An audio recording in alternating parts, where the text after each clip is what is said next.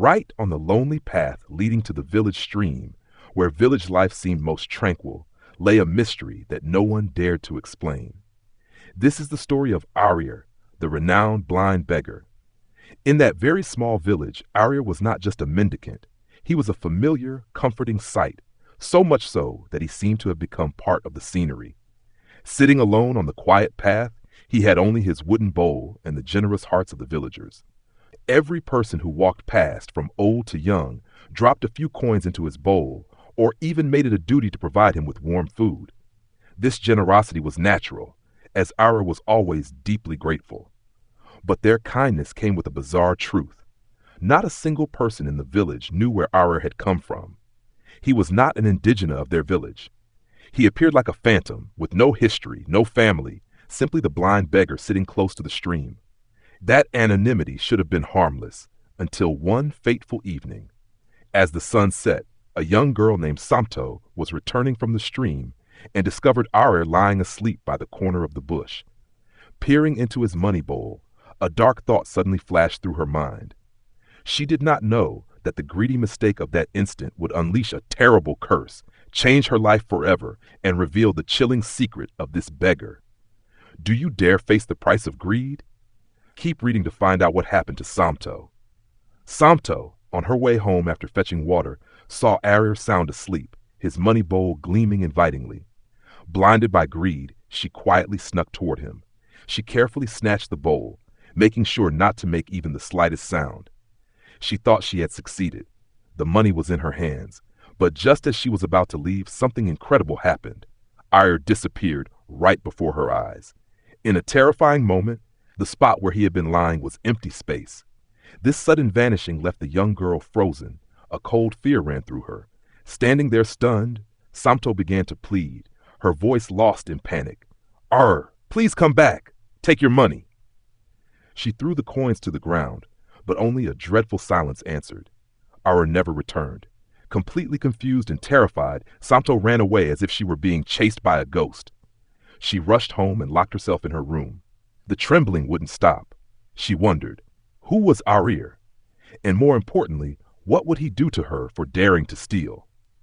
As she sat on her bed, her thoughts a mess, a strange sensation began. Her legs suddenly started itching fiercely. She rubbed them, but the itching only grew worse. She quickly applied an ointment, and the discomfort was temporarily relieved. However, the obsession with Arer and the trouble she had brought upon herself haunted her for hours, until she finally drifted off to sleep. But the most horrifying nightmare was just beginning. That night, Somto woke up to a cold, heavy sensation. To her utter horror, she realized that things had gone far beyond a simple itch. Her legs had completely transformed. Instead of her normal human legs, she now saw a sturdy, fur-covered pair of limbs ending in hardened hooves. Her legs had turned into those of a goat. Somto let out a terrifying scream that pierced the night, waking her father, Mazi Chukwuka. He rushed into her room, but what he was confronted with was worse than any nightmare. His eyes opened wide in shock as he stared blankly at his daughter's goat legs. "How did this happen, Somto?" Mazi Chukwuka asked, his voice trembling with terror and confusion. Despite being consumed by overwhelming fear, Somto chose to lie. She fabricated a completely different story. She claimed that Arer had begged her for money on her way back from the stream. When she failed to give him any, he became agitated, started cursing her, and disappeared before her eyes, leaving her frightened by the path. She said she ran home, went to bed, and woke up to find her legs had turned into a goat's. Mazi Chukwuka flared up in anger. Believing that Arer, the poor blind beggar, had cursed his daughter, he immediately resolved to confront him. The next morning, he rushed to the spot where Arer usually sat. He waited patiently for hours, hoping the beggar would show up as he usually did. But Arer never showed up. This did not look good. Not at all. Mazi Chukwuka began to worry. He could not find the source of this calamity. He returned home to find Somto in so much pain, her cries pierced his heart. Without hesitation, he rushed his daughter to the hut of Ojukwu, the village healer. Ojukwu had never seen anything like it before, and all his attempts to heal the legs failed. Ojukwu advised Mazi Chukwuka to take his daughter to another powerful healer who lived closer to the village mountains. A desperate and costly journey, all fueled by a devastating lie. Following the failure of the healer Ojukwu, Mazi Chukwuka continued his frantic quest for help. He took Somto to the powerful healer's hut near the mountains, but this person, too, shook her head in helplessness.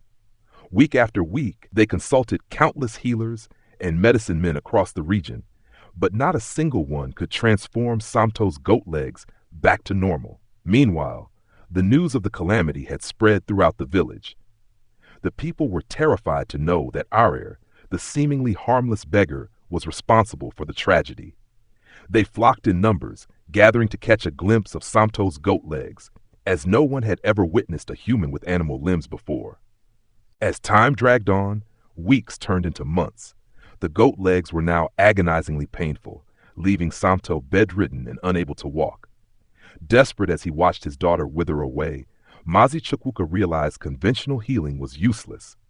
He decided to pursue one last resort, consulting the popular seer in the village, hoping she could locate Arer or shed light on his whereabouts.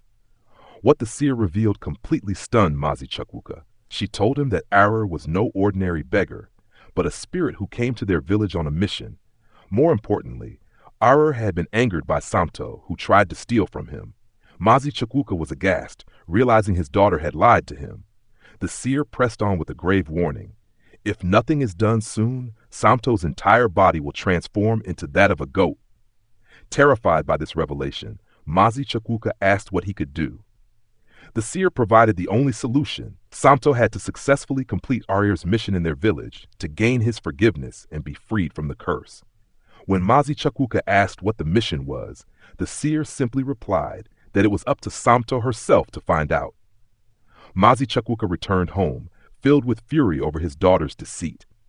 He confronted Somto, threatening to disown her if she continued to refuse to tell him the truth. Knowing how strict her father could be, Somto finally broke down. She narrated the full truth, how she tried to steal from Arer and his terrifying disappearance. Mazi Chukwuka could not believe his ears. How could his daughter dare to steal from a poor blind beggar, especially when he provided her with everything she needed? A crueler truth was revealed. This was not Somto's first time stealing. Years ago, a woman had accused Somto of taking items from her market stall, but Somto's mother had defended her and dismissed the claim. This parental negligence and lack of accountability had only encouraged Somto's bad behavior, leading directly to the calamity they now faced. Realizing the severity of the situation and with no other option, Somto decided to act. She returned to where it all began, the exact spot where Arer sat to beg for money. She was determined to sit there and wait, hoping to understand Arer's mysterious mission in their village. She sat patiently for hours, watching the villagers walk past her in shock. They gossiped, pointed at her goat legs, and wondered what she could have possibly done to be punished so miserably. Some even shook their heads in pity, asking themselves if her family had abandoned her. As evening approached, she returned home, her heart heavy. The way the villagers treated her moved her to tears, and she dreaded returning the next day. However, she knew this was the only way to secure her freedom. The next day, she showed up at the spot again, ignoring all the gossip. As she sat alone, two girls from the village approached her and began to mock her goat legs. They told her how ridiculous she looked, and even went further to bleat like a goat as they laughed out loud and walked away. This broke Somto. She cried her eyes out and wished she could disappear, but she remained resolute to return the following day. The next day, Somto returned to her usual spot, ignoring all the gossip. She continued to sit there, paying no mind to the villagers or their taunts. A few hours later, heavy rain began to fall unexpectedly. Somto hurried to a small hut near the village stream to seek shelter. To her surprise, she met a very frail old woman who lived alone in this seemingly deserted structure. Despite enduring her own curse, Somto chose compassion. She set about tidying up the cluttered hut and preparing a hot meal for the sick old woman. The woman was immensely grateful to Somto for her rare kindness. Once the rain subsided, Somto returned home, feeling a sense of quiet joy for having helped a helpless person. The following morning, as she sat in her spot, a young boy approached, heading to the stream to fetch water. The boy looked deeply sad and distressed. Somto could not help but ask what the problem was. The little boy burst into tears and narrated his suffering under the cruel hands of his wicked stepmother. His father had died, and the stepmother blamed him for the death, doing everything to make his life miserable. The boy also revealed that his birth mother had abandoned him and his father after he was born. Somto's heart was heavy with pity. She comforted the boy and promised to help him in any way she could. She gave him some food, and the young boy was delighted, having been starved for days. Somto promised to find a permanent solution to his predicament and vowed to bring him food every day. That evening, Somto could not stop thinking about the young boy. She believed he would be better off living with his own mother than enduring the stepmother's cruelty. She resolved to find his mother. The next morning, the little boy stopped by again. Somto asked if he knew any details about his mother. The boy gave her a special bracelet that his mother had worn on his wrist before she left. Somto took the bracelet, hoping it would be the clue to help her find the missing mother and successfully complete Arer's mysterious mission. That evening, Somto returned home and was astonished to find a powerful woman waiting. Her father, Mazi Chukwuka, had traveled to a distant village to bring this woman, hoping she could break the curse placed on his daughter. Upon seeing Somto, the woman declared she had the power to reverse the curse. She told Somto to stretch forth her hand, and the moment Somto reached out, the woman suddenly froze in shock. "Where did you get this from?" she demanded, pointing at the bracelet on Somto's hand. Completely confused, Somto said she got it from a little boy in the village. The woman insisted on meeting the boy. She then revealed an incredible truth. The boy was her son. She was a priestess, and her family had conspired to send her baby away so she would accept her calling. She had searched for her son everywhere, but couldn't break the powerful spell shielding him. The bracelet was undeniable proof. Somto immediately led the priestess to the hut where the boy lived with his wicked stepmother. When they arrived, they heard screams and saw the wicked stepmother mercilessly beating the boy. This angered the priestess. She stormed the hut and immediately transformed the cruel woman into a goat. The instant the wicked woman transformed, Somto felt an abrupt change. Her goat legs returned to normal. The curse had been reversed. It was then that Somto understood everything. Saving the little boy was Arer's mission. And Arer was, in fact, the spirit of the boy's deceased father, who had been watching over his son, hoping to find someone who would help him. Somto had succeeded. She was free, and the boy was reunited with his birth mother. Somto learned her lesson never to steal again and became a better version of herself.